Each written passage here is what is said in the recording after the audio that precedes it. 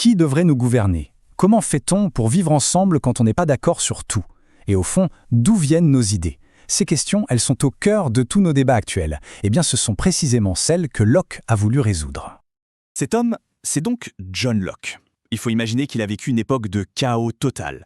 Guerre civile, un roi décapité, des bouleversements constants.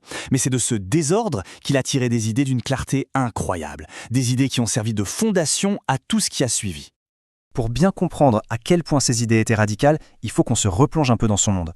Un monde bien différent du nôtre. Locke a grandi en plein milieu d'une agitation politique et sociale extrême. Il a à peine 10 ans quand la guerre civile éclate. Imaginez un peu le tableau. Adolescent, il étudie à quelques pas de l'endroit où le roi est exécuté en public. Forcément, une telle violence, ça marque une philosophie pour la vie. À la base, Locke se destinait à la médecine. Mais le destin, une rencontre, et sa vie bascule. Il croise la route de l'influent comte de Shaftesbury. Et le voilà propulsé au cœur des débats politiques qui secouaient l'Angleterre. C'est là que tout a commencé. Allez, on attaque sa première grande contribution. Et c'est pas la moindre. Locke s'attaque à la question la plus fondamentale de toutes. Qui doit avoir le pouvoir? À ce moment-là, il y avait en gros deux options sur la table. Soit le pouvoir venait de Dieu, donc le roi avait raison et on ne discutait pas, soit, comme le pensait un autre philosophe, Hobbes, il fallait un pouvoir absolu pour éviter que tout le monde s'entretue. Locke, lui, va arriver et proposer une troisième voie, une voie complètement inédite. Ici, on voit vraiment le choc de deux visions du monde. Pour Hobbes, l'être humain sans État, c'est la guerre de tous contre tous, le chaos. Pour Locke, c'est tout le contraire. Même sans gouvernement, on est guidé par la raison et on a des droits. Cette différence, elle peut paraître subtile, mais elle va absolument tout changer. Et voilà l'idée de génie. Le pouvoir ne vient pas de Dieu, il vient du peuple. On a tous des droits fondamentaux, la vie, la liberté, la propriété, et on crée un gouvernement uniquement pour qu'il protège ces droits. Et le plus fou, c'est la clause de sortie. Si le gouvernement ne fait pas son travail ou bafoue nos droits, eh bien, le contrat est rompu et on a le droit de le renverser. C'est ni plus ni moins que l'acte de naissance de la démocratie moderne. Passons à la deuxième bombe lâchée par Locke. Et celle-ci est tout aussi explosive, surtout à une époque où l'on se massacrait pour des questions de religion. Il va défendre une idée folle pour l'époque, la tolérance. Son raisonnement est d'une logique implacable. Primo, qui peut sérieusement prétendre avoir le monopole de la vérité religieuse? Personne.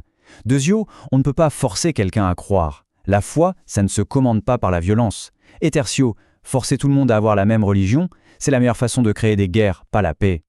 La conclusion est donc limpide. La religion, c'est une affaire personnelle, un choix volontaire. Le boulot de l'État, c'est de s'occuper de notre sécurité et de nos biens, pas de notre salut.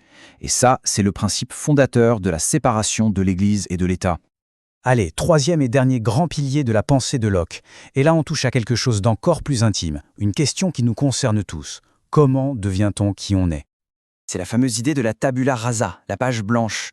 C'est simple, mais c'est vertigineux. Ça veut dire qu'on ne naît avec aucune idée toute faite, ni sur Dieu, ni sur le bien ou le mal. Tout ce qu'on sait, tout ce qu'on est, vient de nos expériences. On est le produit de notre environnement. Et ça donne un pouvoir absolument immense à l'éducation. Locke le dit lui-même dans cette citation, en gros, 9 personnes sur 10 sont le résultat de leur éducation. C'est énorme. Si on est des pages blanches, alors ce qu'on écrit dessus pendant l'enfance est absolument déterminant. L'éducation ne fait pas que remplir un cerveau, elle sculpte une personne. Il prend cet exemple tout simple mais très parlant. Si une domestique raconte à un enfant qu'il y a des gobelins dans le noir pour lui faire peur, cet enfant risque d'avoir peur du noir toute sa vie. Les premières associations d'idées sont les plus fortes. C'est fou de se dire qu'il posait là, sans le savoir, les toutes premières bases de la psychologie de l'enfant. Bon, tout ça c'est bien beau, mais des siècles plus tard, qu'est-ce qu'il en reste concrètement? L'héritage est juste monumental. C'est simple, quand on lit la Déclaration d'indépendance américaine, c'est du Locke, quasiment mot pour mot. Le droit de virer un tyran, les droits à la vie, à la liberté, tout ça, ça vient directement de lui. Donc si on résume, le gouvernement doit avoir notre accord, on a le droit de se révolter contre l'injustice, la tolérance religieuse est un principe de base, et l'enfance est une période clé. Ces idées, aujourd'hui, elles nous semblent évidentes. Mais il faut se souvenir qu'à l'époque, c'était une déflagration. C'est littéralement le squelette de nos sociétés démocratiques. Et c'est là que ça devient intéressant.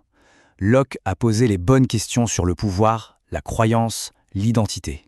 Et 300 ans plus tard, nos débats sur la démocratie, la liberté d'expression ou l'éducation prouvent qu'on cherche encore les meilleures réponses.